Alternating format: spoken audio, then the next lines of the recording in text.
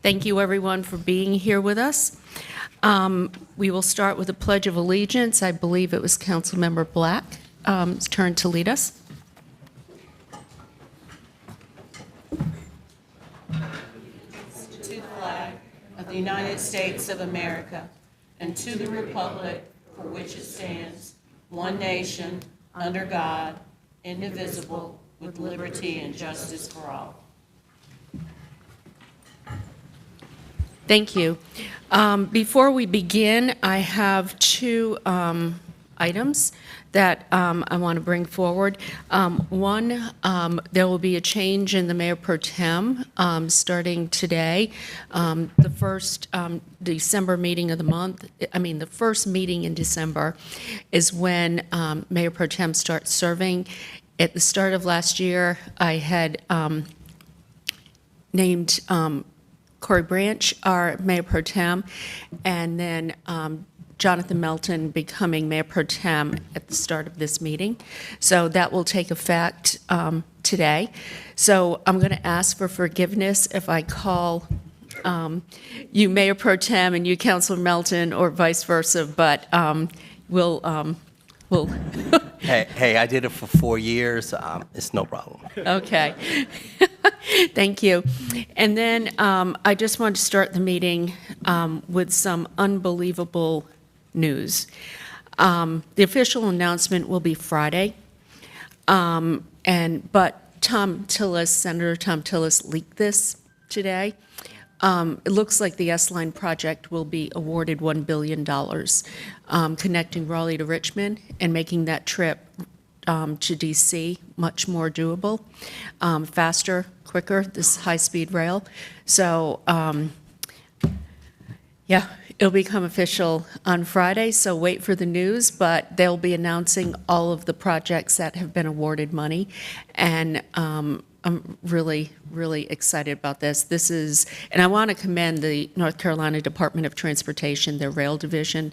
They have been unbelievable in building relationships and doing the work to make this happen. So, but wait for the official announcement. I'm just repeating Senator Tillis's Twitter feed. So there we go. So thank you. Okay. Consent agenda. This is a little more straightforward. I have one item pulled, E1. Could I have a motion to approve the rest? So moved. Second. All in favor? Aye. Aye. Okay. I'm asking to be excused. I'm all excited here. Sorry. I'm asking to be excused from E1. That it's a Duke Energy easement that the city is awarding, but it's related to First Tees project. So we could have a motion to recuse me. So moved. Second. All in favor? Any opposed? Right. Okay. Now we need a motion to approve consent agenda item E1. So moved. Second. All in favor? Opposed? Okay, unanimous. Put you right to work. Thank you. Okay. Next, we have the Planning Commission report. Good afternoon, Mayor and Council. Hannah Reckow, Planning and Development. So this is the report and recommendation of the Planning Commission. I'm joined by Chair of Planning Commission, Blaney Miller. So first, just a review of upcoming holidays that coincide with future council meetings. These start mid-February and into March. And a review of items already scheduled for public hearing in the new year. There are 5 items scheduled for the January 2nd meeting, all of which are new public hearings with the exception of the annexation request. No items scheduled yet for the second January meeting. And then the special meeting on January 30th is scheduled to discuss the New Bern Comprehensive Plan Amendment and rezoning, and one item has been scheduled for the February 6th hearing. I'll make one note about another item on your agenda. At the evening session, rezoning Z9422 was withdrawn by the applicant, so no action is needed from the council on that item. And there's just one item this week on the report of Planning Commission, Z4423. which is a request to rezone 2 parcels at the corner of Lewisburg Road and James Road from OX3 CU to NX3 CU. The Planning Commission has recommended approval unanimously, and the recommended hearing date is January 2nd. Happy to answer any questions. Any questions regarding this? Okay, the recommended date is January 2nd. Have a motion to approve. Move for approval. Second. All in favor? Aye. Aye. Anyone opposed? Okay, it's unanimous. Thank you.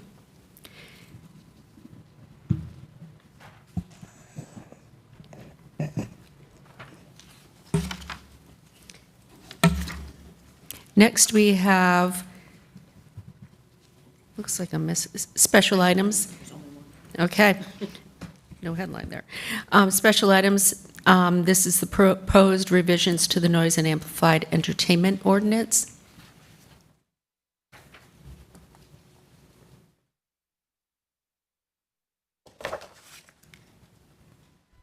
Good afternoon, City Council, Mayor, City Manager. My name is Rachel Bain, and I work in the Office of Special Events as our Hospitality and Nightlife Planner.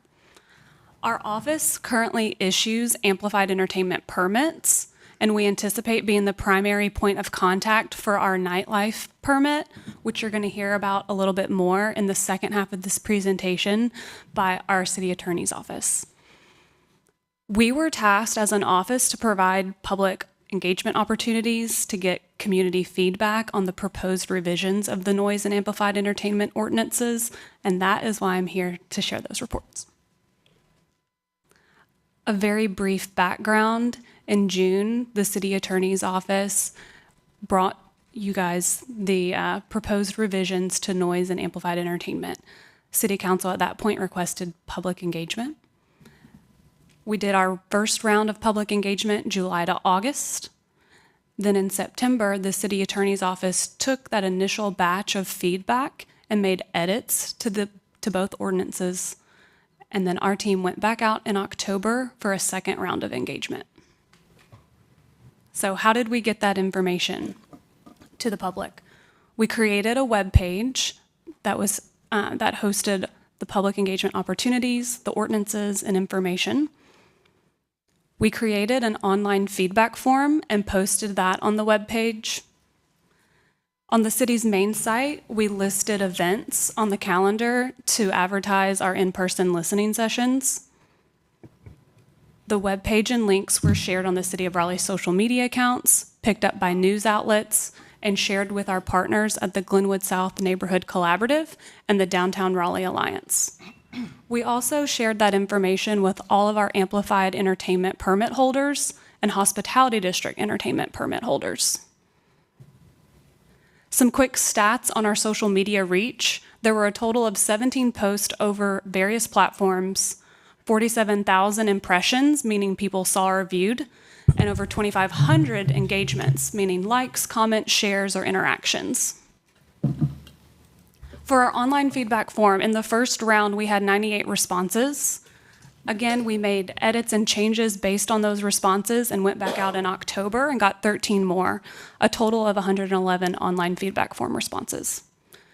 At least 9 different neighborhoods were identified in the responses, including residents from Glenwood South, our downtown core Fayetteville Street District, and Boylan Heights, which historically, those are some places that we receive noise complaints. We also held 2 in-person listening sessions. That was during our first round. And then when we went back out in October, we held 1 more for a total of 31 attendees and 11 speakers. At those sessions, we had a brief presentation to explain what changes people are seeing, but left majority of the time to hear from the public. I'm going to briefly touch on the common themes we saw in the feedback, but I do want to note and remind you that there was a manager's update item in this past Friday's report with a little more detail. For noise, we received comments about the new enforcement method of reasonable person and was it going to be strong enough, and are the fees going to be high enough? In general, since we're dealing with the topic of noise, we did receive a lot of noise comments that were outside of the scope of simply amplified entertainment, but we thought that would be important to share. So there were several comments about more square noise, vehicle noise, and some construction noise comments. Our nightlife themes, in the first round, there were some confusion and questions about the nightclub definition. Maybe it wasn't going to encompass intended businesses. So as you can see, we're now going nightlife, so there were some changes. There were comments about there should be a noise ordinance violation and nightlife permit status. There should be some connection there. And adding an appeal process. So many of these comments did lead to changes that the city attorney's office worked on. And with that, I do thank you for your time. I'm going to hand it over to Dottie to share more, and we'll both be here at the end for questions. I'm Dottie Kibler with the City Attorney's Office. I am delighted to present today, but I do that not simply for the City Attorney's Office, but for a collaborative effort by a number of different city departments, the City Manager's Office, Special Events, the Communications Department, Police, Fire, and Planning and Development.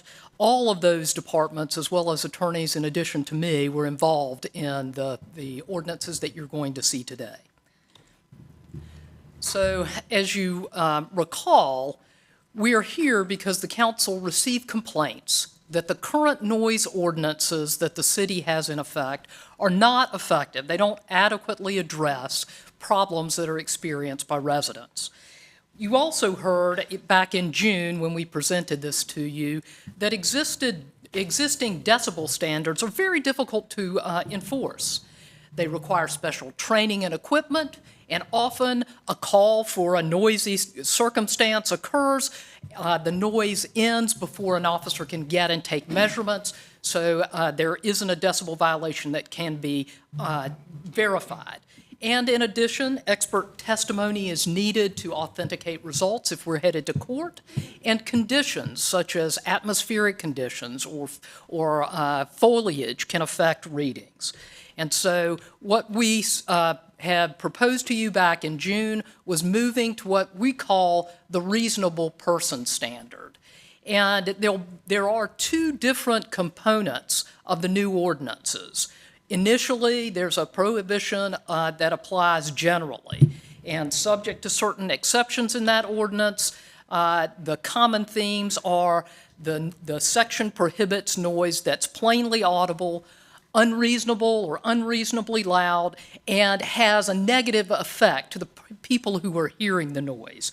I haven't tried to quote the actual language, it's in the ordinance, but in essence, that's the common theme of these general prohibitions.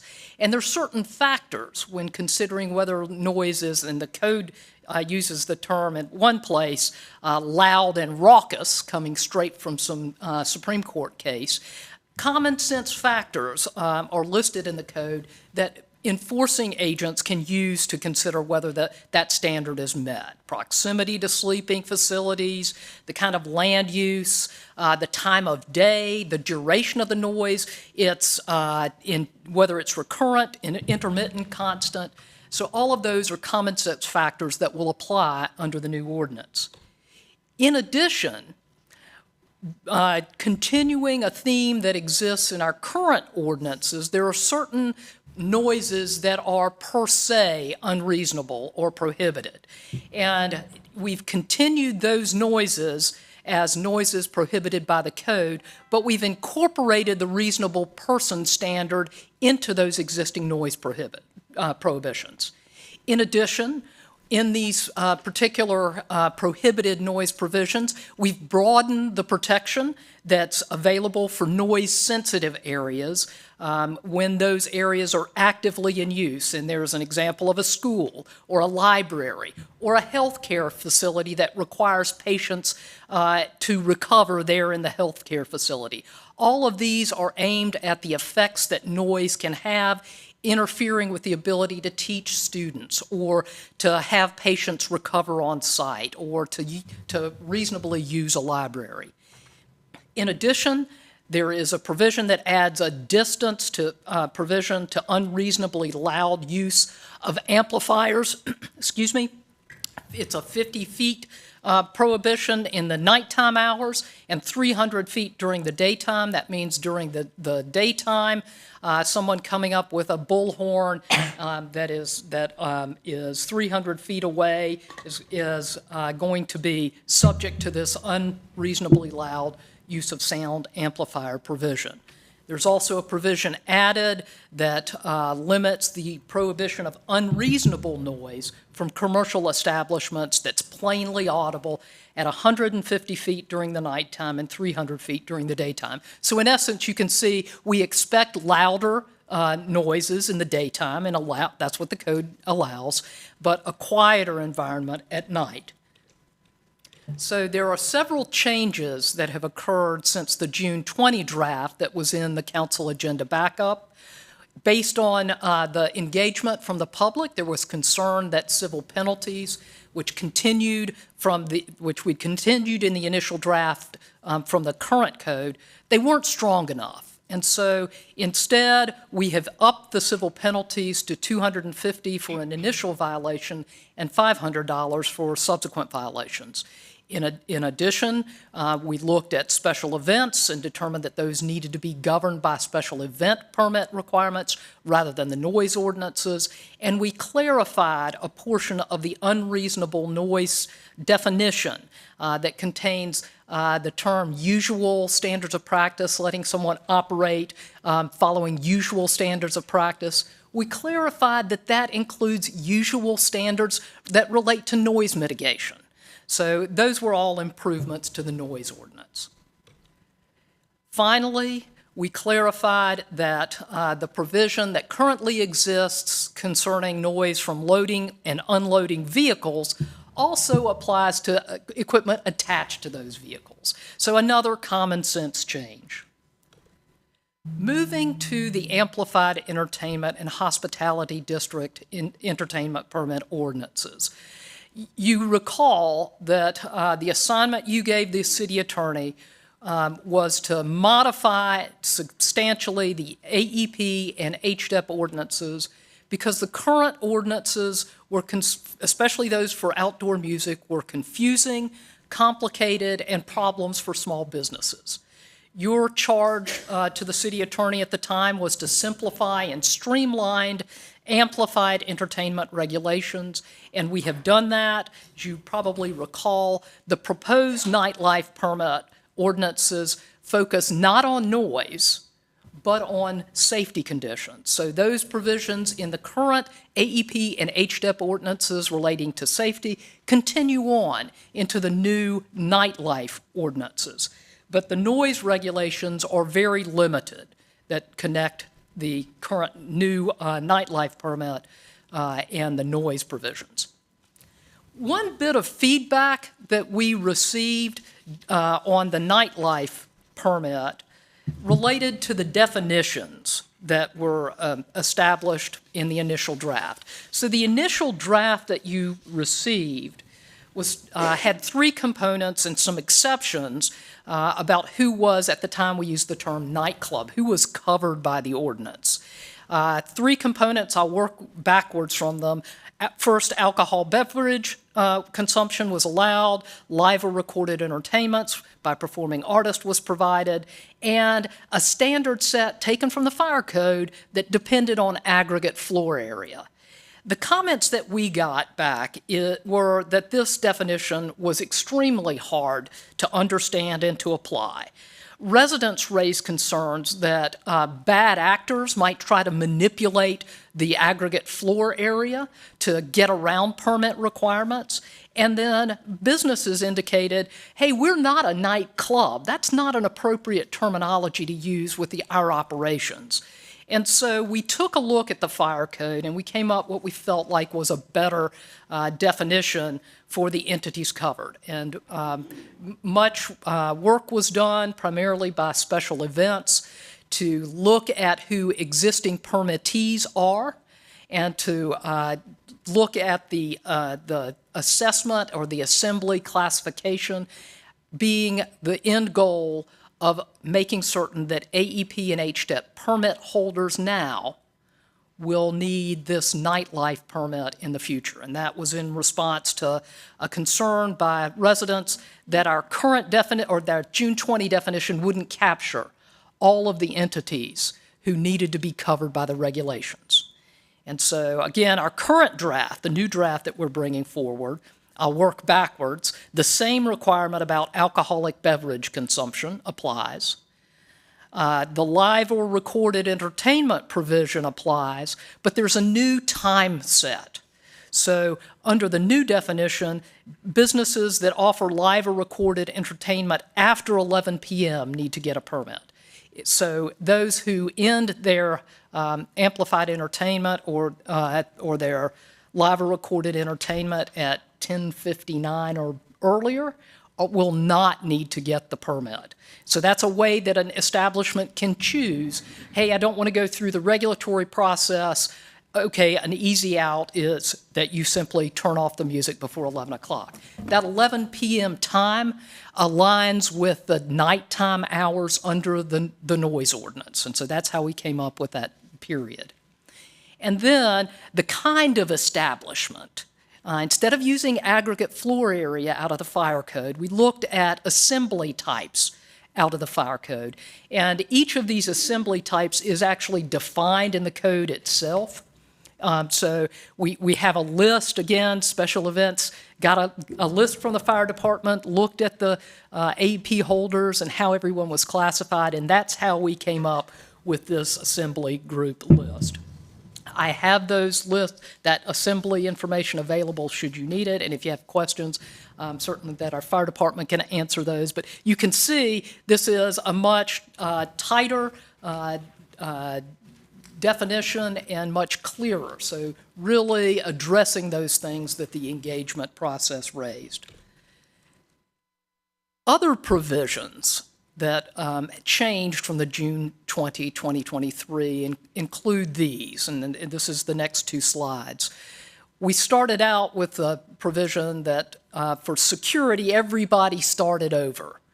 There was discussion about whether or not that was a good idea, because you remember under our current AEP and HDEP ordinances, if someone has a poor record of security, they're required to have security and establish a 9-month period of safe operations.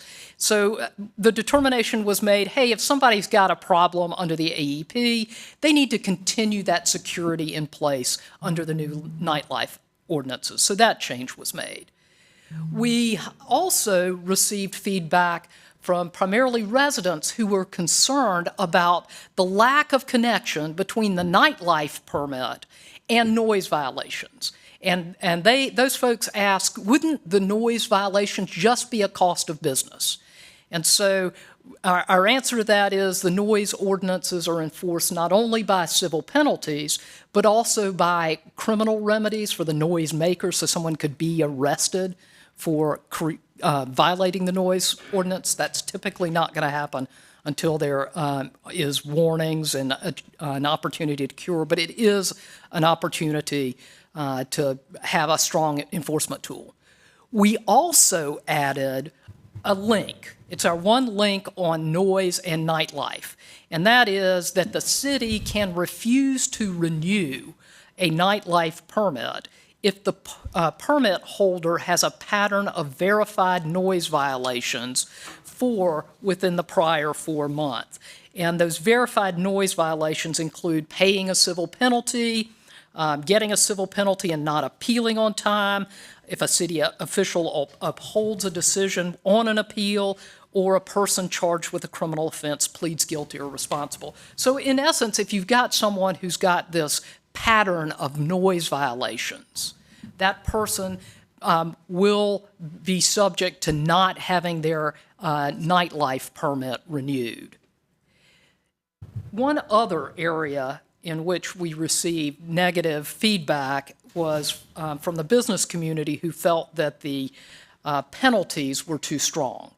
Our June 20, 2023 draft had essentially a 2 strikes and you're out provision. And we got discussions and concerns from businesses who explained that even the best run business could have a slip up.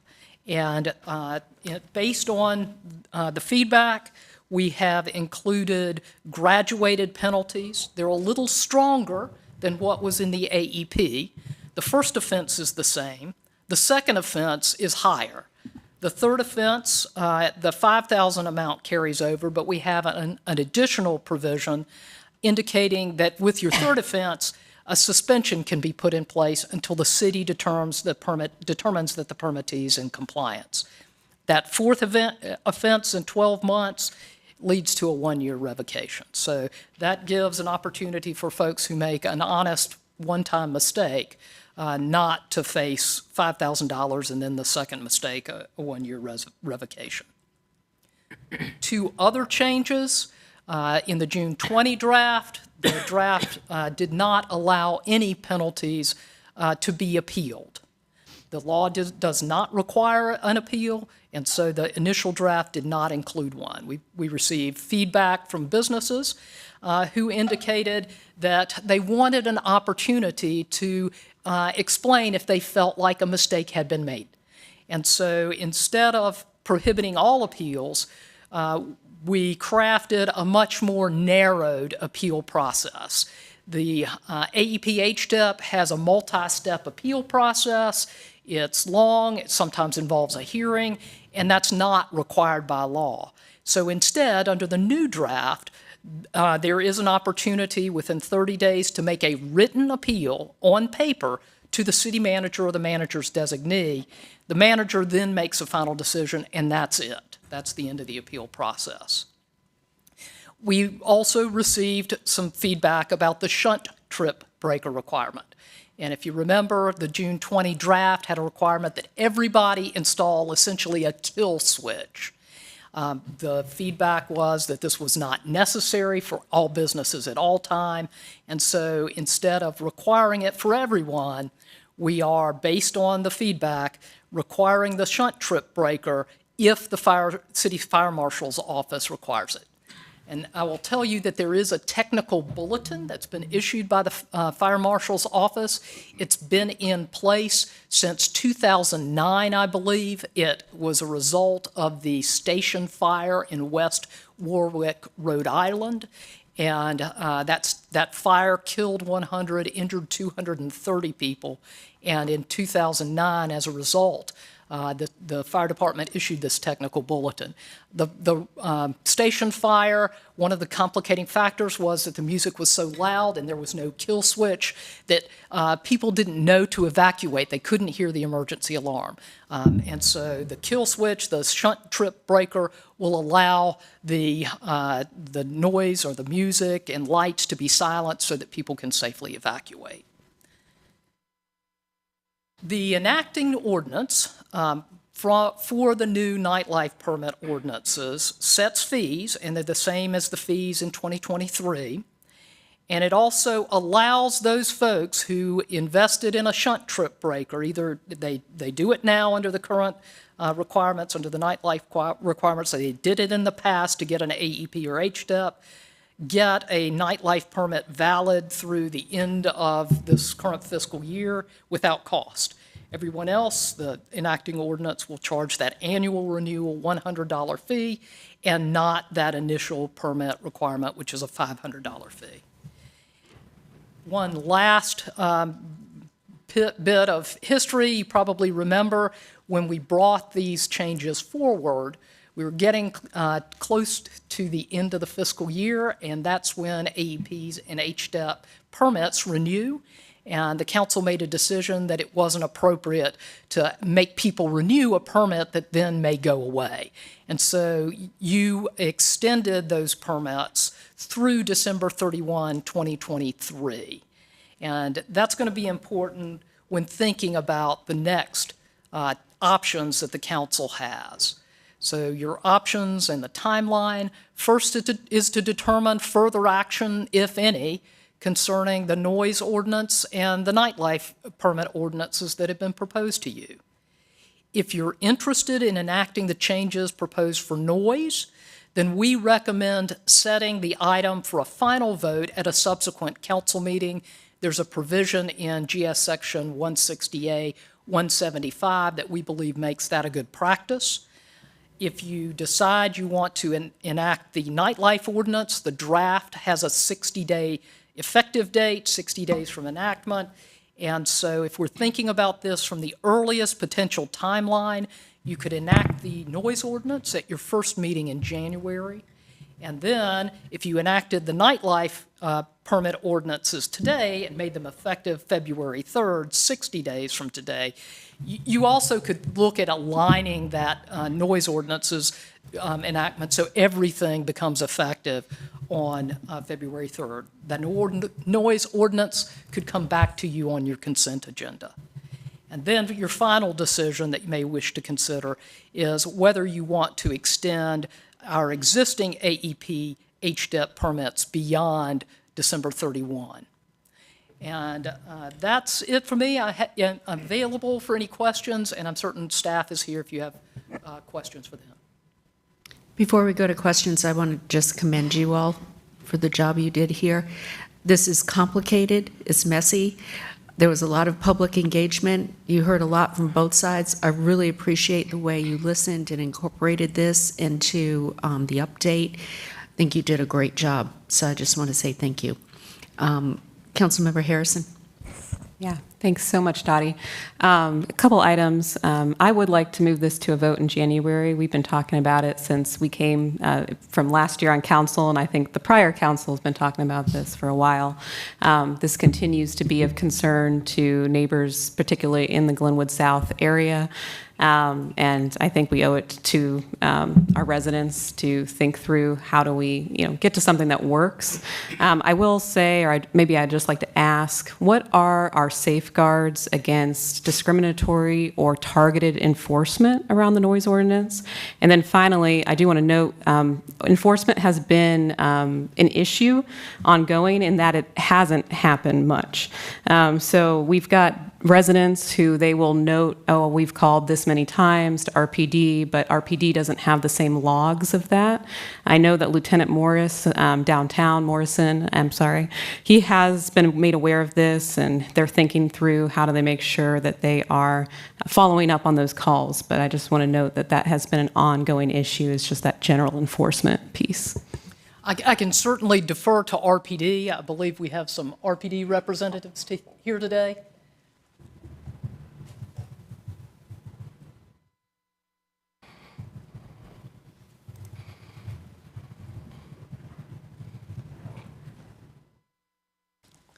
Good afternoon, everybody. Nice to see everybody again. I'm Captain Bowen from the Administrative Division. I've spoke to you all in the past about Glenwood South. The question was about targeted enforcement.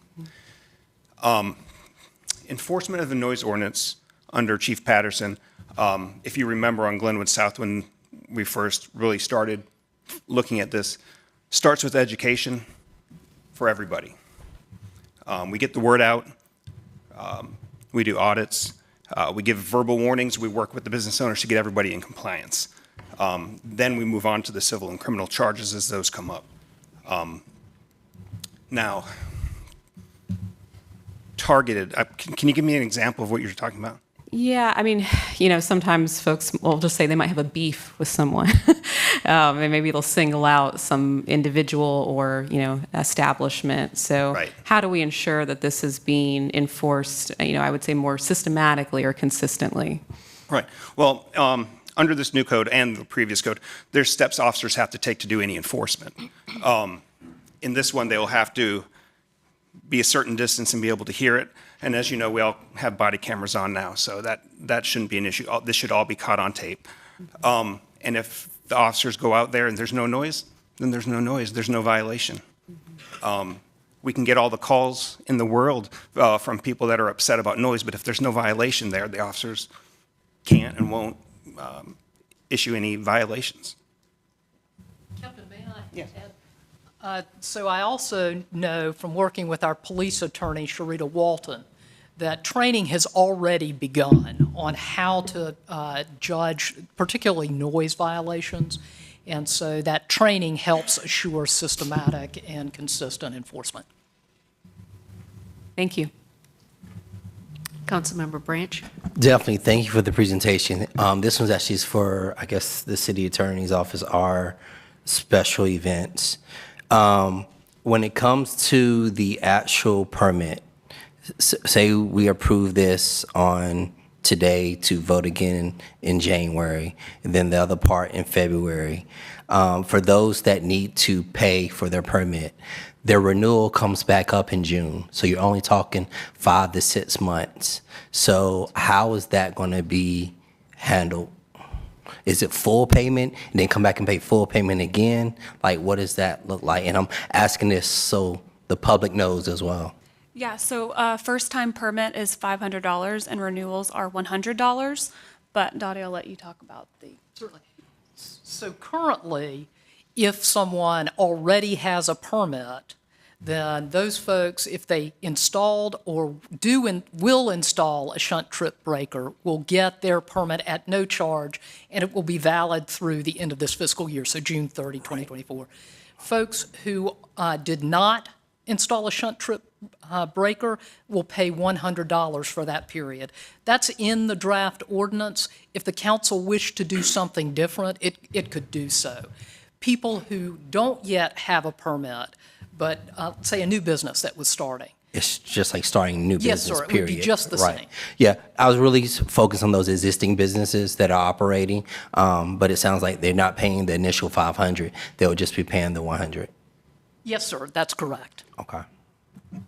And then my other last question is, if we have violators, how is that tracked? How are people informed so that, you know, some people will look it up, but is that on the website or is that called the office? How do we know someone has a violation? So I'll have to defer to police because they'll be enforcing our noise ordinance and special events who can talk about nightlife.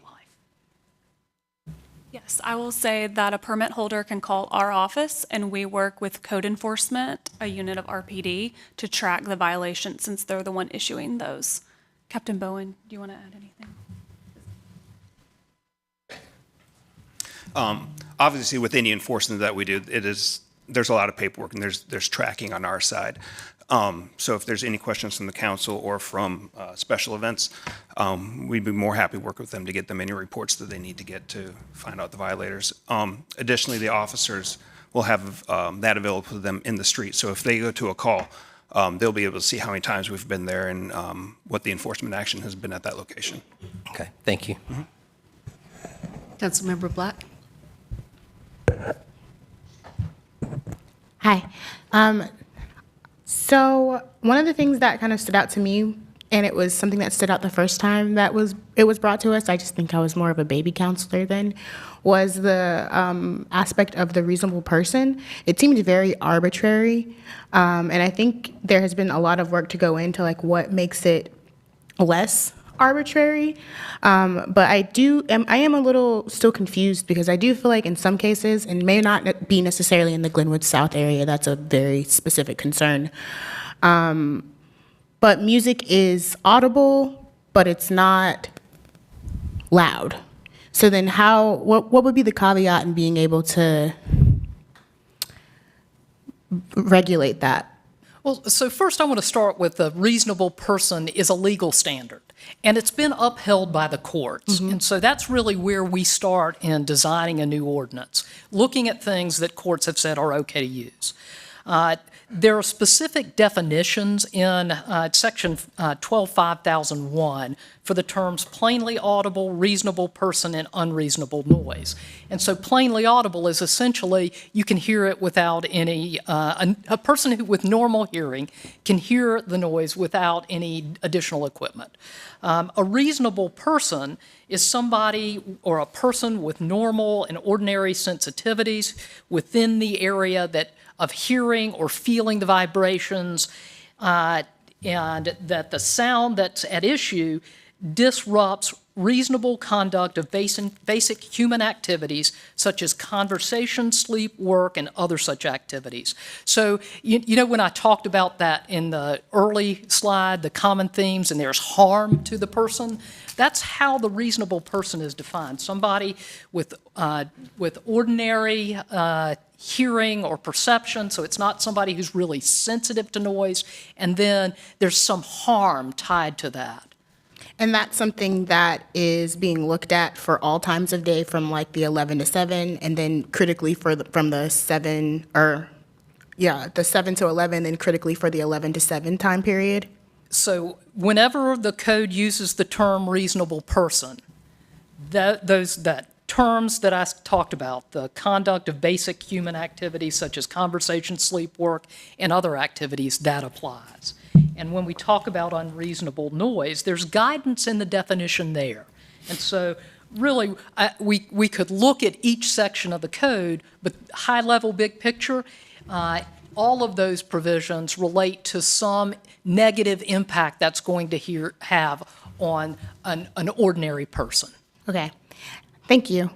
I think to mirror some of the concerns that Councilmember Harrison had, I was out this weekend, and some of the business owners were coming up to me talking about how they have received, permit violations, and it wasn't necessarily after, it was like around 8 o'clock. So do we have anything right now that has to do with timing with noise amplification, and specifically if we do have, I guess, some unintended consequences where people do feel unduly targeted by noise violations and like run the risk of punitive and civil damages? Do we have a methodology for people to be able to engage with us so that we can look at it outside of just, the report or the appeal to the city manager's office, or what the nice man right before you was talking about? So that appeal is the place to see if there is a deprivation, an inappropriate deprivation of rights. So that's a chance to be heard. And so I think that's an opportunity. So I hope that answers your question. The current noise ordinances are enforced through decibel levels, and those decibel levels change over time. Louder during the daytime hours, quieter during the nighttime hours. And that stays true with this change as well, but it's not decibels. We take away the decibels. We no longer have that decibel enforcement. But still quieter or louder during the daytime and then quieter at nighttime. Yes, ma'am, and we did get some pushback for what's daytime and nighttime. We stuck with 7 a.m. to 11 p.m. as being daytime hours, and some folks thought that 11 was too late, but we stuck with that. I think some businesses would like that. I think that's a good medium. The last question I have was about the shunt. Is that only for people looking to get the permit, or would that be for anybody that has amplified music at any time during the day? So that's a question for the fire department.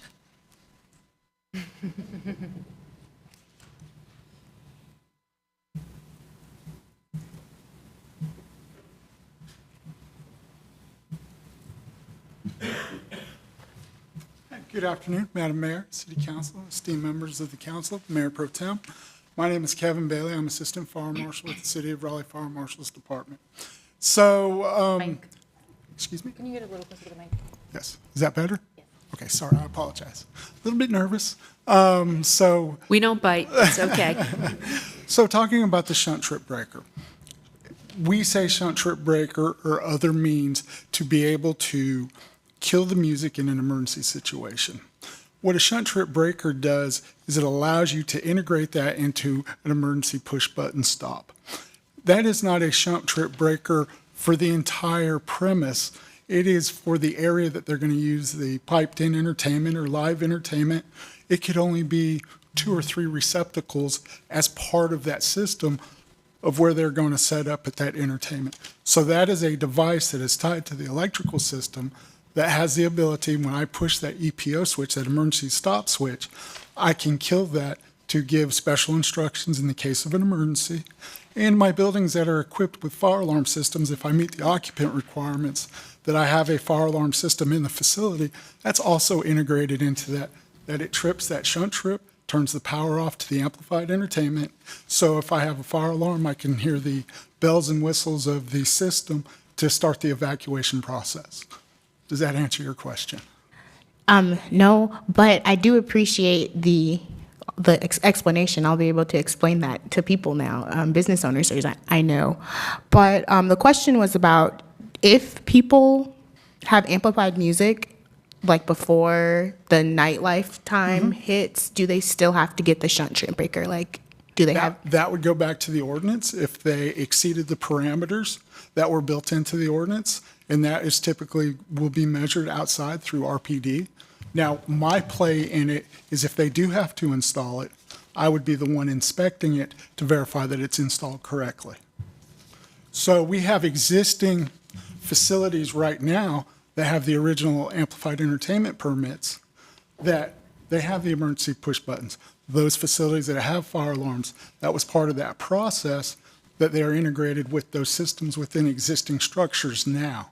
But if it is a facility that falls outside the parameters, they want to have extra music outside after the fact, after 11, then they apply for the amplified entertainment, they would have to meet those requirements in the ordinance to have those safeguards in place. So now that something has some amplified entertainment, doesn't necessarily mean that they're going to require to have the shunt trip breaker as long as they don't fall outside the parameters that they've set in the city ordinance. I hope that answers your question. It did, thank you. You're welcome. Anything else? No questions for you. Does anybody have any questions for him? Okay. Yes, ma'am. Not for you. Sorry. Thank you very much. Have a blessed day. Thank you. I'm going to finish and say that I think I still have a little bit of gaps in understanding the parameters. And then I also think that there should be more of a pointed approach for feedback if people do feel targeted outside of just appeals processes. But that's all for me.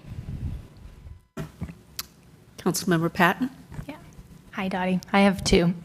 I'll give them to you both, and then you can take them in whichever order. One, the graduated penalty for the nightlife permit, the third offense is 12 months or $5,000 in suspension until the permittee is in compliance. I'm wondering, I guess I'm envisioning a scenario where they have to cease their operations, so how do they become in compliance and how do you assess that? And then my other one is about, it's earlier in the presentation, if you could just help me understand, I lost the slide, but it's the one about the reasonable standard of practice phrase. Those are my two questions. Certainly. So number 3, the third offense, it's going to depend on the nature of the offense. So let's say the offense is that you're failing to provide the security that you're providing. It will be up to the police department to determine how you're going to come into compliance and evidence that you are in compliance. For instance, a contract with a security company might be sufficient. So all of that's going to depend on the nature of the violation.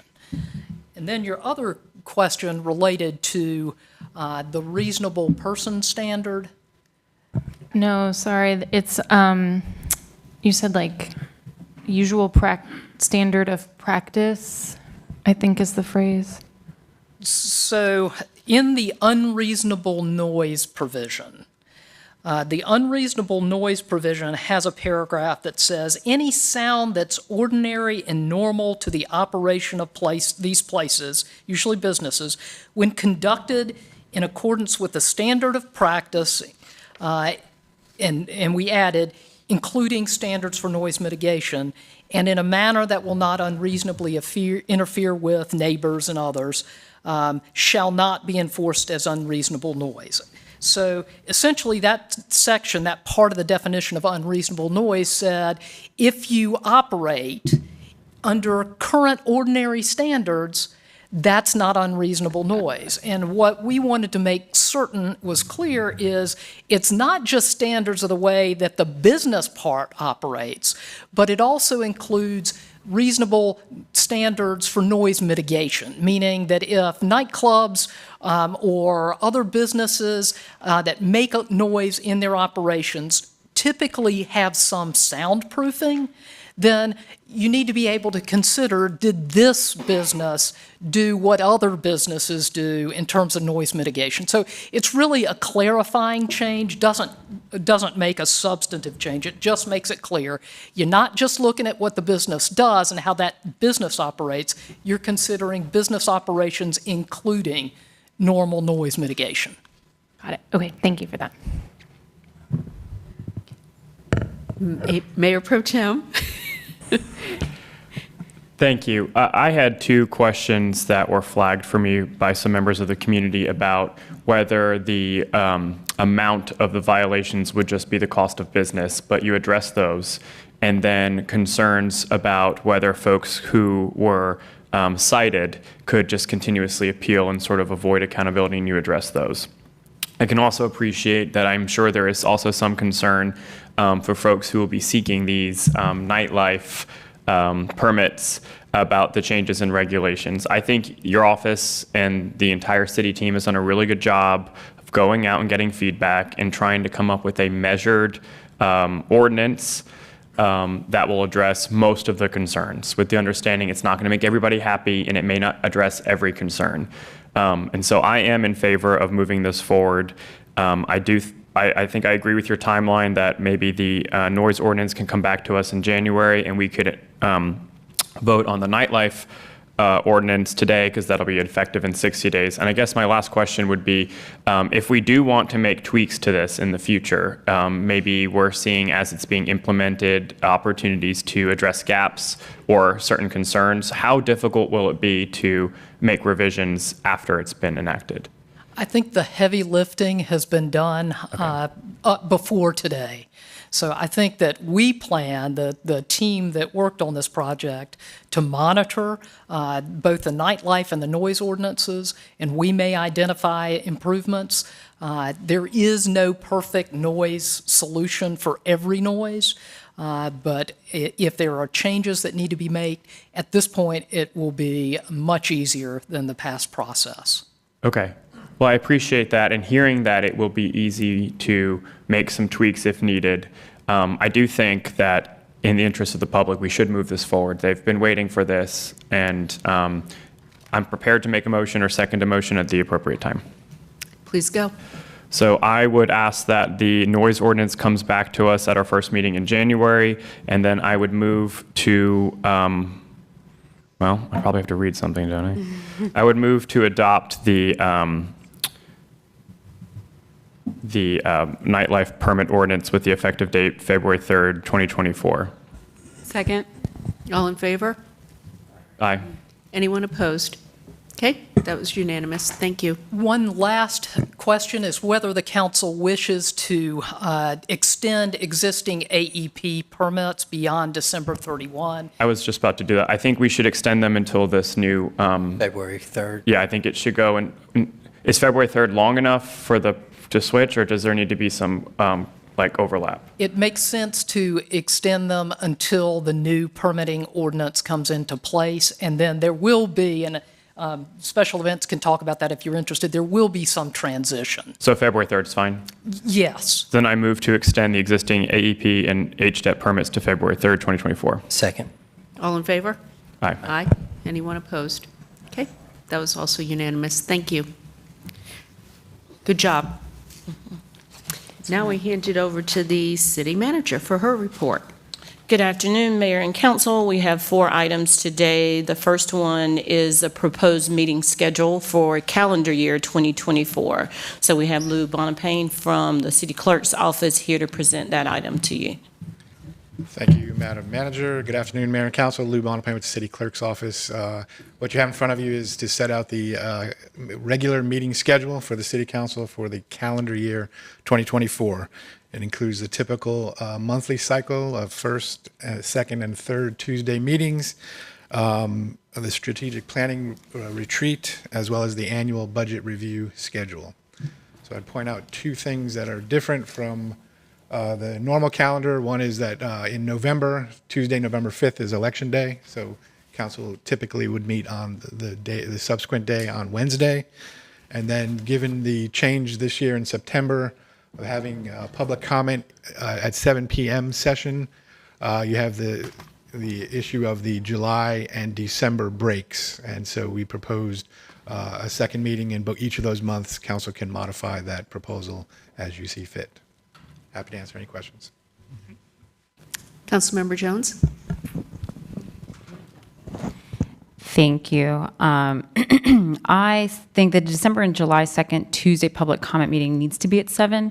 I do know that we have our next one scheduled next week for 4, and unfortunately, in our 7-hour meeting last week, I did miss that timing when it was mentioned, so that is completely my fault, and I apologize for that change. But I do believe that changing the time is confusing to people who are coming out to make their voices heard for just 2 meetings. So I do think that needs to go back to 7 o'clock. Councilmember. Definitely. For me, those actual 2 meetings, I would actually prefer to move them up to the first meeting in December and July. And I think it's worth a conversation at our retreat when we talk about the calendar and the scheduling. But since this was brought up, I wanted to mention because even though they're right before breaks, those breaks aren't just for us. It's a lot of it's for staff. A lot of them don't take time off or take vacation because they're waiting on us. And they families and kids as well. So I hear that conversation about the time. I just want to put in there for more conversation at our retreat, at possibly looking at the actual dates of putting them back, at least for those 2 meetings in July and December, to where they used to be prior to the just public comment session.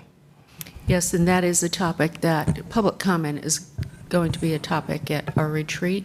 So I think that would be the appropriate time to address that. Right now, we're just trying to set the calendar. Mayor Pro Tem? I was going to add that I appreciate both of those comments, and public comments, my favorite topic to discuss apparently at retreats and council tables. It comes up, I think, once a year, every year, but I also have some thoughts and concerns about that extra public comment period, what time it will be, what day of the week it will be, because as proposed, it is going to cut a week out of both the Christmas break and the summer break. What I would like to do, I think, is pass this schedule as written by staff now, talk about this at the retreat. I know it's going to be an retreat item, and then bring it back like in the spring, February, March. We'll have plenty of time to make any adjustments for July or December, but I do think it needs to be, we need a more robust discussion on it, so I think we should pass it as written and take it back up. Is that a motion? Yes, so moved. Second. All in favor? Aye. Anyone opposed? Okay, that was Councilmember Jones opposed, the rest in favor. Black as well. Sorry. Thank you. Next, we have the Crabtree Creek West Greenway project. We have Sylvester Percival from Engineering Services here to present the update on this item. And the next one, actually, you got 2. Yes, ma'am. Number 2 will lead into number 3. Good afternoon, Mayor, members of City Council. Sylvester Percival, Engineering Services, here to provide an update on the Crabtree Creek West project, as well as an update on the NCDOT Capitol Boulevard Bridge Replacement Project. As mentioned by the City Manager, these items appear on the agenda as 2 separate items. However, they are paired because of their financial relationship.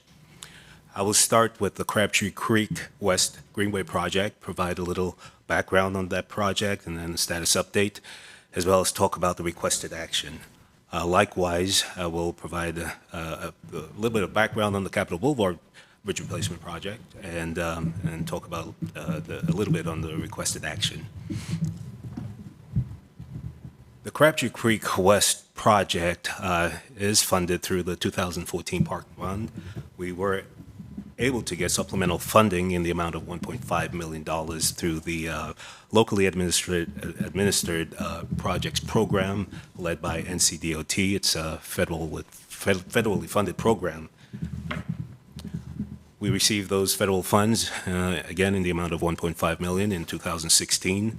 We were able to award the project and start construction in 2021. And in July of this year, we were able to open a portion of the trail between Ebenezer Church Road and Durley Road. However, the remaining section that includes a suspension bridge remains closed.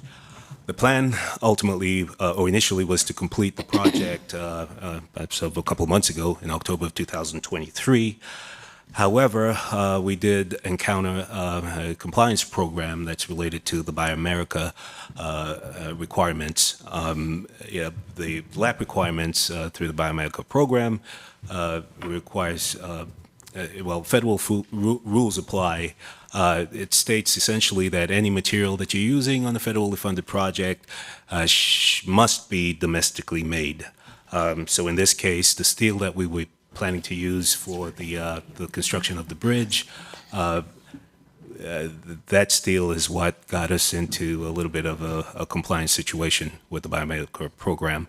The U.S. source steel, we learned, it takes over a year lead time to get that steel manufactured. And so the steel that was procured as a part of the Crabtree Creek Bridge project was made in Germany. The intent was to bring it over to the U.S. And assemble the cables for the suspension bridge here in the U.S. So, and I should note that, previously NCDOT's interpretation of the Buy America program allowed for, even though you have one material that may not meet compliance, the rest of the materials that met the compliance would be allowed to be federally funded. In summer of this year, we learned from DOT that interpretation has changed.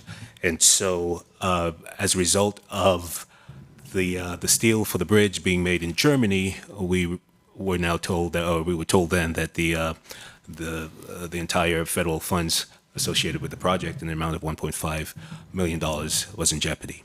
So staff looked at various options. We realized that in order to use the steel that was pretty much on site, that was made in Germany, we would lose federal funding. So we looked at the possibility of getting domestically manufactured steel. Of course, I'd mentioned that there was over a year's lead time associated with that.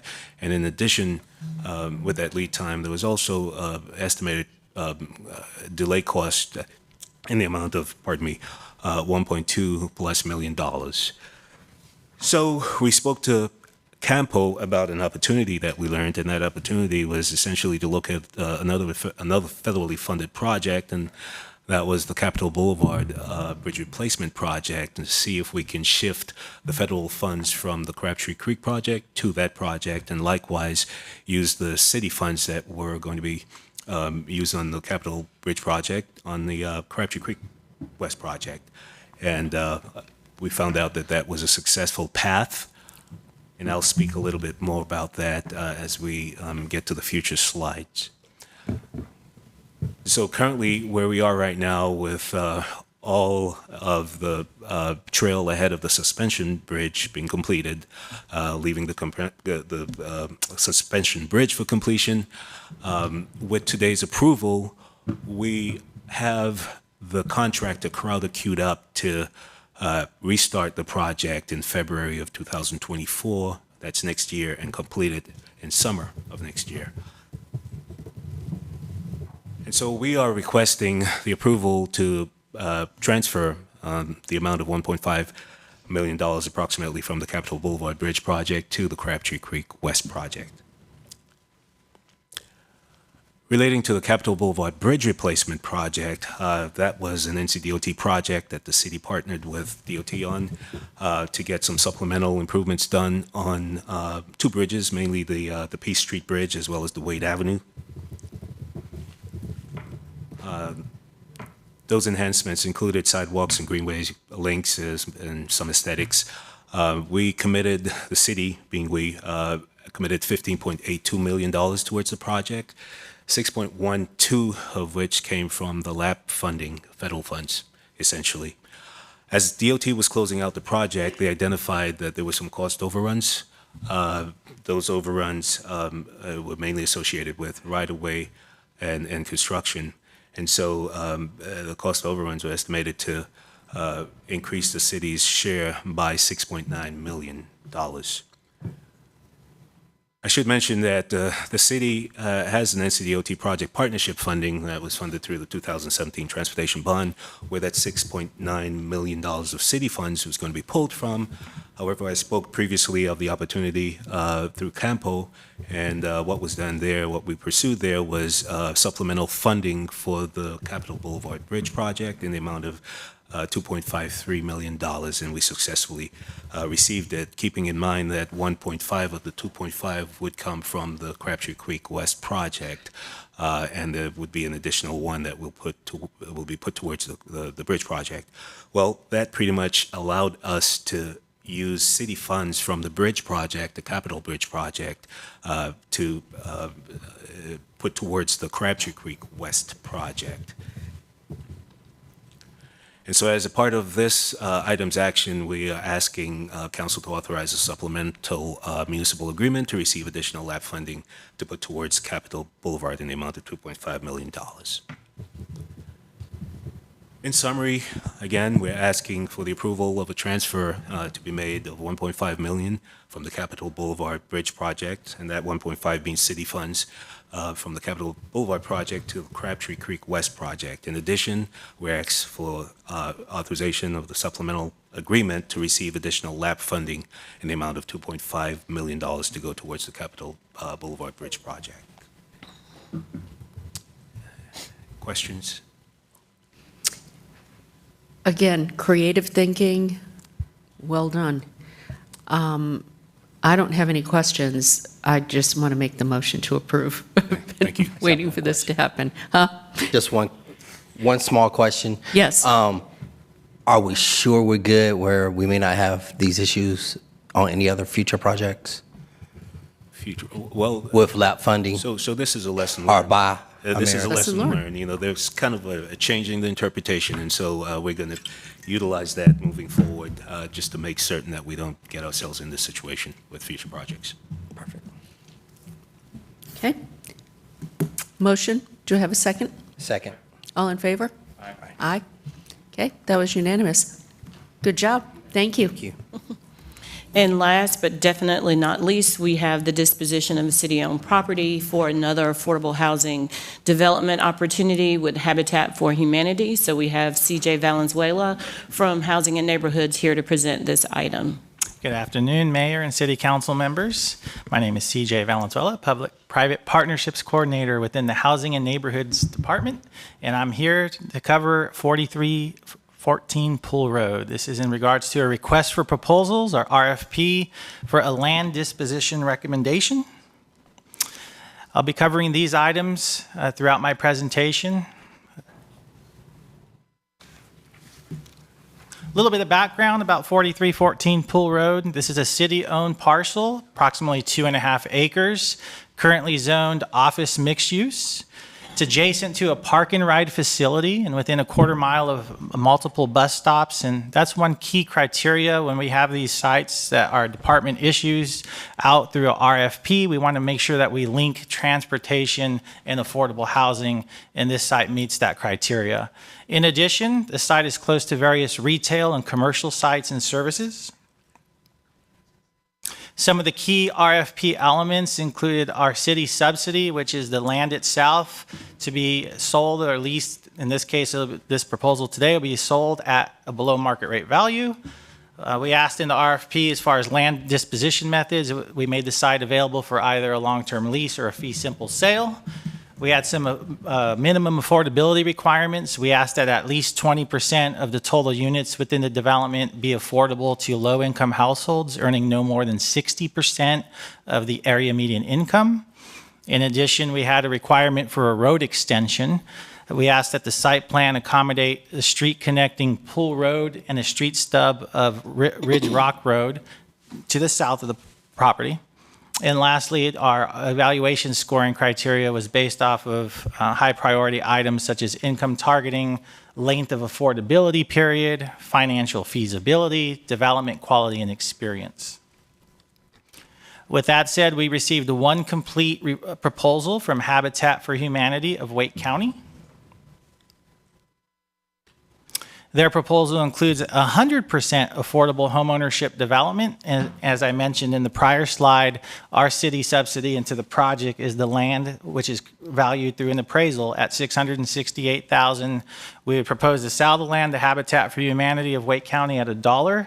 Thus, that's our subsidy into the project. They would propose to construct 9 townhomes, all affordable, with 2 at the 60% AMI lower affordability threshold, and the balance, the other 7 units at 80% AMI. In addition to that, the city would execute a deed restriction for no less than 30 years to ensure that long-term affordability. And also the units would be sold to low-income first-time home buyers. So who may qualify for these units? As we take a look at the current income limits and some estimated initial sales prices, I'm going to use for purposes of illustration a household size of 3. If you take a look at that 60% AMI row, that household can make up to $61,200 of gross annual income and still qualify. And if you take a look at the 80% AMI row, and if I'm a household size of 3, that household can make up to $81,600 of gross annual income and still qualify. As far as estimated initial affordable sales prices, this is provided by Habitat. They're looking at low 300,000, 322 for a 60% AMI, and 345,000 for the 80% AMI, which this is well within our federal HUD sales price limits. That, by the way, just to remind council, we operate 2 homeownership assistance programs in-house. Our federal HUD program, when we use federal funding for up to 80% AMI households, that maximum sales price limit is $371. And for our bond 80% AMI homeownership assistance program, it's $450,000 sales price. So these are well within not only federal sales price limits, but even our bond sales price limits. And in addition, Habitat for Humanity has an exemplary track record of making sure that the first-time home buyers, the low-income home buyers, are linked up with financing products that are going to defer a certain portion of the sales price. Therefore, their payments will be affordable. The goal is, one of the definitions, the main definition of affordable housing is that households spending no more than 30% of their gross income on housing. In this case, it'd be principal, interest, taxes, and insurance, and HOA if applicable. So I just wanted to share that. With that said, staff recommendation is to adopt the resolution authorizing the city to sell 4314 Pool Road to Habitat and authorize appropriate city officials to execute all necessary instruments to close on the sale. That concludes my presentation. I'm available for any questions. Thank you. Councilmember Harrison? Thank you. Just a quick question. The slide prior with the AMI, yeah. I'm just curious, when it says household size, does that refer to adults or does also kids count in that? Everyone, yeah. Children. So the more... Teenagers, adults, seniors. So even if like 3 of your household members are, under the age of 10, then you actually have to make more money to qualify? Well, it's based on it's the up to, that's the It's up limit. to. Up to, yeah. That's the limit. Right. Yeah. Okay. So it's a sliding So scale. you can be lower than that. You can be 30%, you can be 35,000 as your income and have, 1 person or 5 people, but those are limits. But you could, like, let's say you have 3 people in your household. You can't make over 60. 61,200 for, 61,200. yes, for a 60% AMI unit. That's correct. Yeah. So those are the maximum up to Okay. income. Thank you. And these Yeah. are from the United States Housing and Urban Development. We use our HUD. HUD is the gold standard for the affordable income limits, just to let you know. So. Yeah, that helps. I just have just one question. Were some of the limitations, and I don't know, is Patricia here? I thought she Yeah, said she was is. coming. She's right. Hey, Patricia. I just wonder what may have been first of all, thank you. I like this project, where it's going. I know exactly where this is, outside the belt line and everything. But what are some of the limitations for having some limits below 60% of AMI? I'll invite Patricia Birch, CEO of Habitat for Humanity, Wake County. So the limitations on, the limitations would be, Patricia, pull that down, please. Thank you. Every time. It's always too high. So the limitations for serving people under 60% is really affordability. We right now are able to go for home ownership, can serve to about 42% AMI. So it actually could be lower than 60%, but the requirements were that we had 2 units under 60. Okay. That Okay. answer your Yeah, question? so in order to meet the 2 units under 60, you had to have the 7 over. Right, but we Okay. could do all 9 under Do all 60 9. if that's who we have that selects. If that's those all homes. who comes through. Correct. Got you, I understand. Yeah, because our families get to select the property based on what they qualify for, just like you would as a loan. Patricia, any plan to put some ADUs there? There are not currently plans to put ADUs there, but we are exploring some opportunities for ADUs for families that have already closed. Excellent. Thank you. Councilmember Jones? Thank you so much. I know you mentioned earlier there were deed restrictions to keep it affordable for 30 years. Can you help me understand that and how we ensure that in 10 years we're not selling it to, that makes it unaffordable? Yeah, so if there's a deed restriction on the property, anytime someone goes to sell that property and there is a title run on it, that deed restriction comes up so that you cannot go through with that sell unless that deed restriction is met. So when you're saying that it has to remain affordable, that means that family can sell the home, but they can only sell it to someone who is under 80% AMI. And the reason that Habitat doesn't really have an issue with that is because we have a pool of buyers that we could help that family sell to. Thank you so much. Sure. Okay. Do we have a motion? I move for approval. All in favor? Aye. Thank you. Good seeing you. Thank you. So that concludes my report today, but as I've said, not almost, every month this year, we've brought forward an opportunity for affordable housing. And what was most exciting about today is it's home ownership and not rental.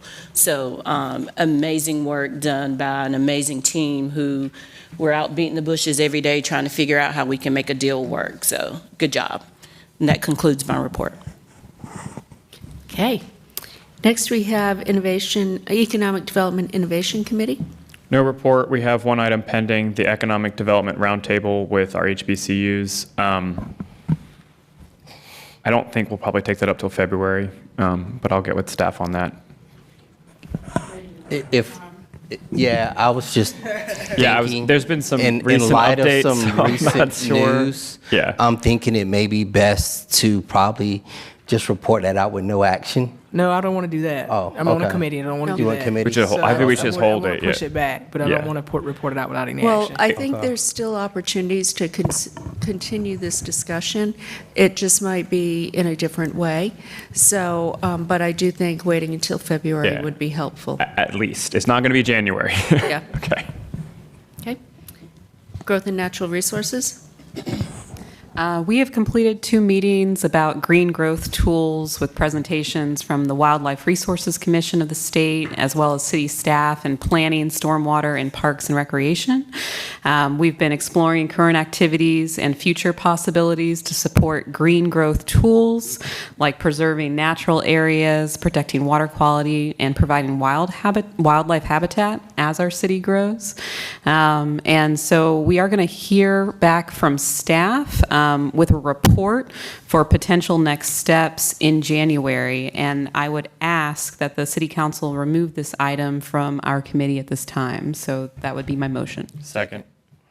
All in favor? Aye. Aye. Okay, that was unanimous. Thank you. And we will have an agenda item on January 23rd at 4 p.m., and that is to look at the Comprehensive Plan Amendment, CP 423, around downtown transition areas. Okay, Safe, Vibrant, Healthy Community Committee.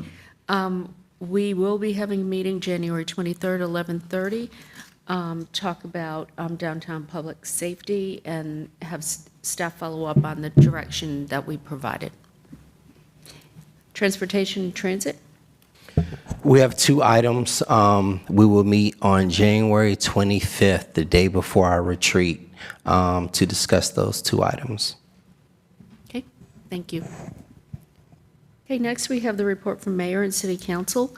Mayor Pro Tem Melton. No report. Councilmember Patton? I got a couple things. Good stuff from consent that I want to lift up and let people know about. We granted a historic designation for the William Henley Dietrich House. We awarded a contract to Rebuilding Together to administer our limited home rehab program, which is awesome. And then we also authorized the lease agreement to the Parkside Apartments, which is keeps the property in our inventory, but allows for and ensures permanent affordability. So those are some awesome things that we did through the consent agenda, and I wanted to lift those up. I have a community listening session on Saturday, this coming Saturday, December 9th at Bedford Food and Drink, 10 to 12. Also, it's the anniversary of our swearing in. We've been here together as this body for a year, and it's been an incredible year. So I just, before we part for Christmas, no, we'll be back here next week, but this is the last time we'll really speak. I just wanted to say thanks to everyone on this group for your camaraderie and mentorship. I also wanted to say thanks to staff for all of your work and dedication. You do a great job educating us on the topics we weigh in on, but also we see you out in the community. We see you at our community meetings. We know that you pull countless hours, and you're just really dedicated public servants, and it's been really humbling to work alongside of you. So thank you, and please get some rest this holiday season. And then also thanks to the public for engaging with us, holding us accountable, and just kind of being part of it. So I wanted to say thank you to everyone.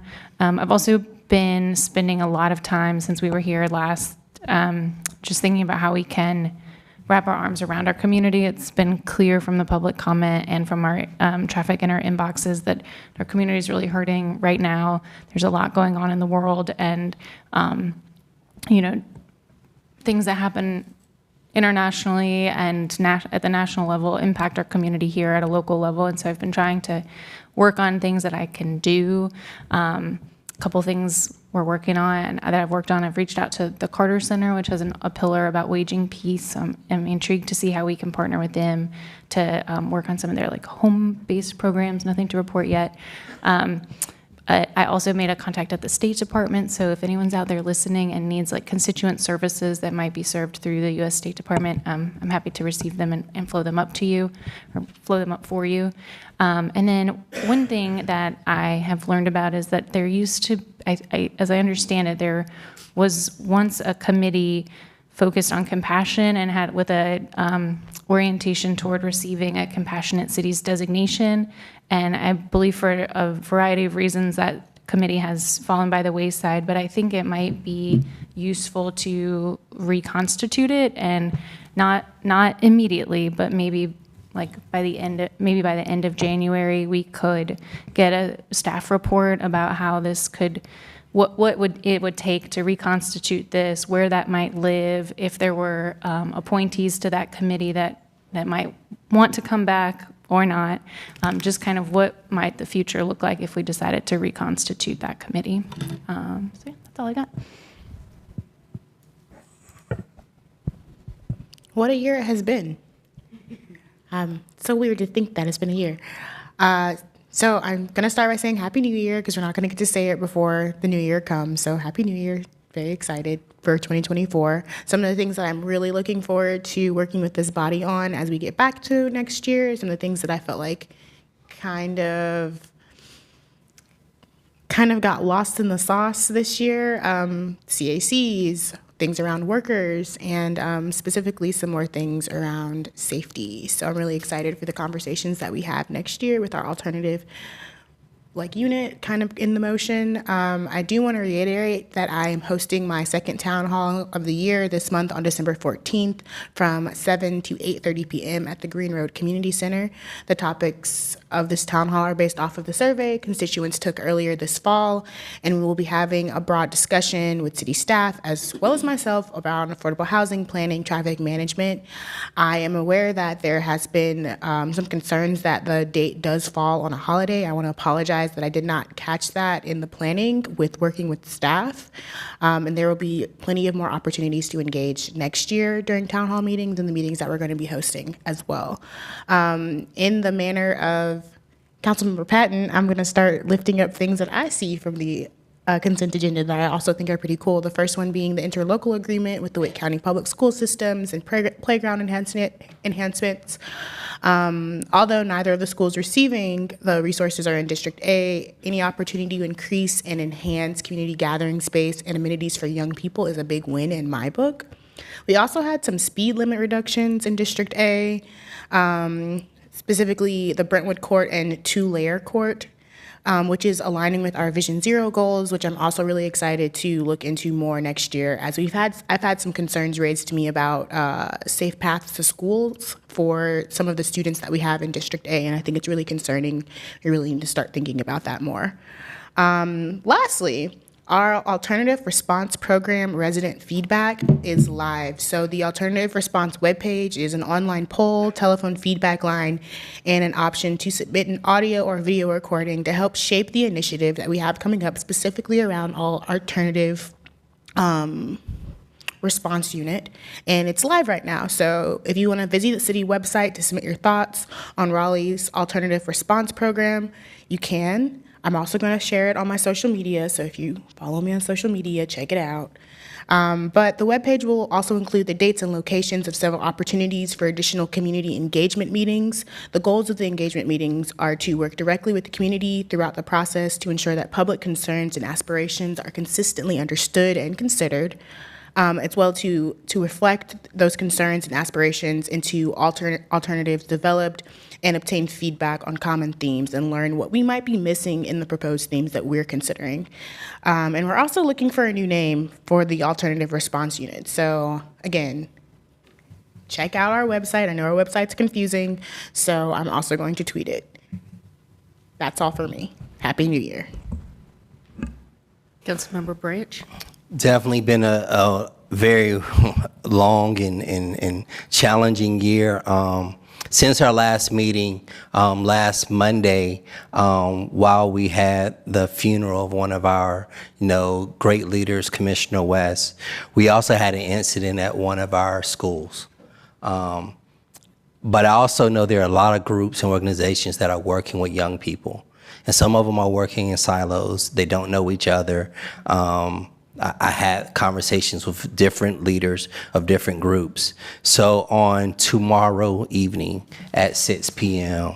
at Tarboro Road Community Center, I will be hosting a town hall that is designed around organizations that are currently working with youth and young people. I also have asked some of them to bring some of their young people so that we all can talk about what you are currently doing.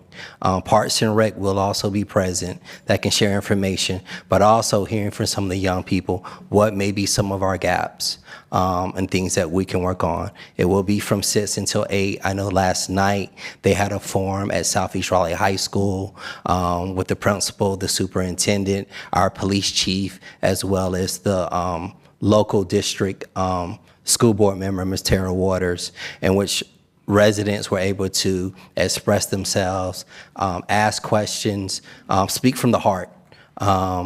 Even some family members from those involved in the incident last week were there to share some thoughts and things of that nature. This is a time, again, for us to come together and work together. And not just at this time. We have to keep doing that. And as adults, we have to remember that our young people are watching us and how we treat each other, how we talk to each other impacts how they talk to each other and how they treat each other. So as we go into this holiday spirit, let's definitely try to be more loving and more caring and realize we may have differences, but when our time comes, we're all going into the same ground. Councilmember Jones? Thank you. Just a few things. I have my December community conversation. It'll be held at Stage Door Dance in Briar Creek on December 13th from 7 to 9. So please come out and join us. I have been working with a young Raleigh resident by the name of Nathaniel Dibble on a draft resolution for the LGBTQ+ community. The previous council was able to start the conversation with the passage of our non-discrimination ordinance, and I am so proud of that action. We do need to do more. Around the country, we're showing people that only certain lives are worthy of protection, and we're using laws to justify it. From Don't Say Gay bills to anti-trans legislation, our community is hurting because targets are being placed on their backs in places they should feel safest, like school. I have sent all the documents to council as well as the city manager, attorney, and clerk's office to review the draft language and gain initial feedback. And I do look forward to our partnership as we uplift our residents' concerns. I do think Councilor Patton's group that you're talking about for Compassion, I really think that this would be a great place to start if that's something that council decides to do. So thank you for your leadership on that. And then lastly, in working with partners at Wake Med and in our mental health support community, I have met with a group of leaders who understand the need for more mental health action in our community. We understand that the need far outweighs available resources, but these leaders know that the information needed to begin to take on the challenges that we have seen skyrocket before, during, and after the pandemic must be made more widely available. And they're ready to take that on. We have been meeting since this summer and have developed a program where professionals will host 2 community meetings in which they will directly train anyone who wants to learn about DBT steps. Dialectical behavior therapy is a type of talk therapy for people who experience emotions very intensely. It is a theme I have encountered in my work as a substitute teacher for Wake County Public Schools over and over again and in working with young children. Our mission was to answer how to get the resources into the hands of parents, teachers, and community leaders so that we can begin to heal the community from within the community. The 2 sessions are scheduled to take place in spring of 2024 at a Raleigh Parks facility, and I want to first thank the Parks Department for jumping in and being a great partner in this effort so far. And next, this effort will need additional financial support in the space of $11,300 to cover the cost of materials for residents who sign up at no cost. I'm asking for this cost to be considered for council contingency funds as a pilot to see how the community responds to this outreach. If it is successful, we can look to partner with them in other ways in the future, but I think it's a great way to connect Raleigh residents with resources that can have such a positive impact and show where our values lie. Thank you.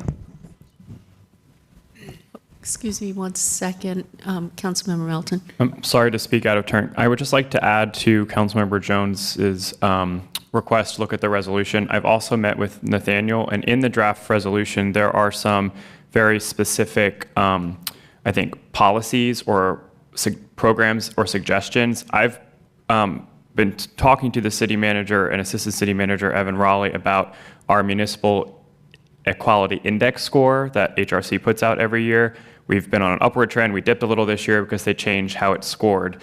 And I know that the city manager and the various departments are looking at it and are planning to bring to us maybe some items that we can implement and move upon. So I would also ask that they look at what's referenced in this resolution and look at that sort of holistically, because there's some stuff in there that are like specific policy goals that I think could be helpful to look at in the context of our MEI.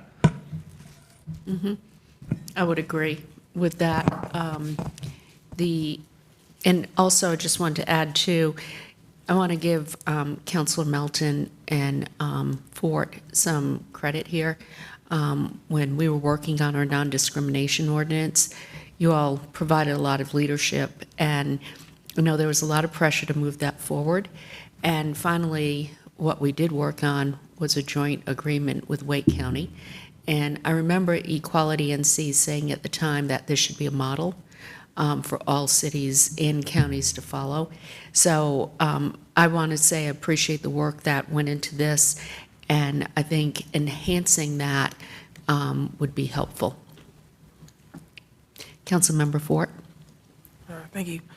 Excuse me. Kind of echoing some of the sentiments of Councilmember Branch, attended 2 community sessions, one on Sunday and one last night, as relates to the incident at Southeast Raleigh High School. Chief Patterson was actually at both events, and so definitely want to commend her for her leadership, and also just offer some support to our members of the school board and our new superintendent.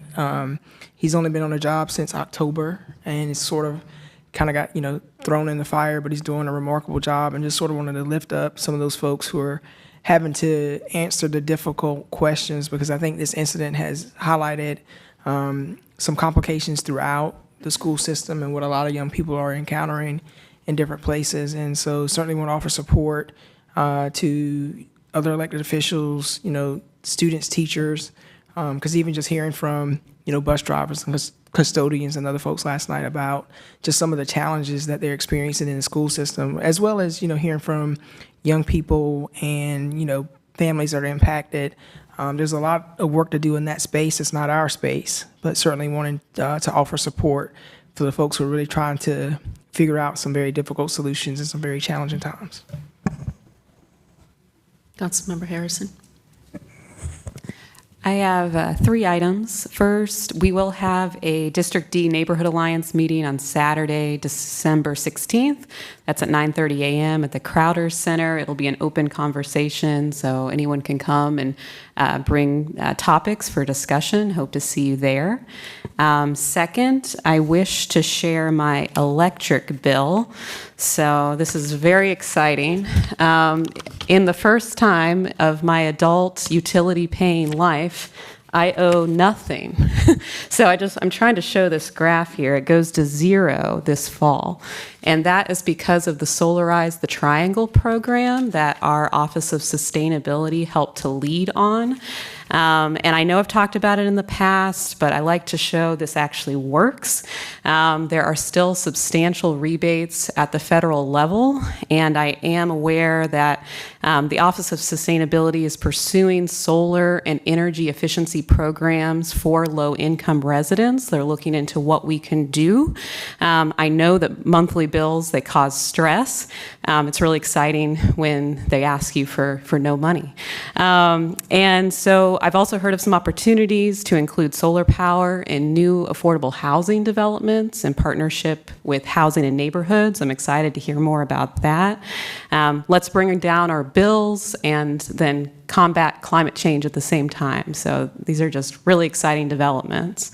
And maybe we have a conversation with the Habitat about those new townhomes. Yes, that would be great. I think let's do it all. And third, finally, on a different topic, we have heard a great deal of collective heartbreak in the past few months, both in these chambers, recently, in our community. And I'm just reminded how connected we all are. And I wrote what I'll call a peace poem. And this is really my wishes during this holiday season for us as a city and our family and friends across this nation and globe. Wishing you peace this season, whether you wear a yarmulke, keffiyeh, or cross, may you walk all streets safe and secure. Let us mourn our many griefs together. Loss of life comes to us all, but let it not come too soon. That joy, kindness, and love guide us toward healing and our collective humanity. I pray and hope for an end to bloodshed, that we walk toward one another to heal. The gulfs between us can appear vast. If I take one step to cross, will you take the next? I'm thinking of everyone in our city this holiday season, wishing you peace. And I'm supposed to follow that. Thanks. I have 2 items. First, the MLK Committee, they hold an event every year featuring the Children's Chorus and others on Martin Luther King Day. They are in need of funding to offset the cost of that. It's held at the Martin Marietta Performing Arts Center. They have asked me to ask for $13,700 that will pay for staffing, equipment rental, and security at that. So I'd like to ask that that be brought back to our meeting in January for consideration. And then the second thing, I received calls from some neighbors this morning in the Harvey and Jarvis area. They are asking for staff to look at this area with a level of urgency. Apparently, they have cited several accidents had taken place. One parent told me that his young child was almost hit by a car there. People are speeding through the area. There's no 4-way stop sign. and they're asking, please, please help us before there's something tragic that happens. I believe that there have been conversations about addressing speeding, but I think a simple thing we can do is potentially that four-way stop sign. But I'd like to ask staff to treat this with urgency. And then I just want to say to everybody, thank you for your expressions today about our community and bringing the community together. The last thing we need right now is tearing our community apart.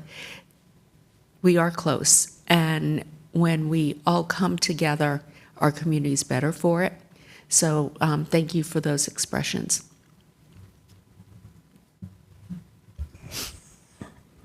Next, we have appointments. Good afternoon. I think for the first time in a while, I'm not keeping you from dinner, so that is a great feeling. Historic Cemeteries Advisory Board, 2 regular vacancies. Michael Dunn received 7 votes, so would be appointed, and that leaves your remaining vacancy to come back on your next ballot. Hispanic and Immigrant Affairs Board, 1 alternate vacancy, professional category. Marie Principe received 7 votes, so would be appointed. Human Relations Commission, 1 alternate vacancy. Dr. Mansour Chima received 5 votes. Kunal Choksi received 3, so Dr. Chima would be appointed. Raleigh Transit Authority, 2 alternate vacancies. Nardra Johnson received 6 votes, so would be appointed.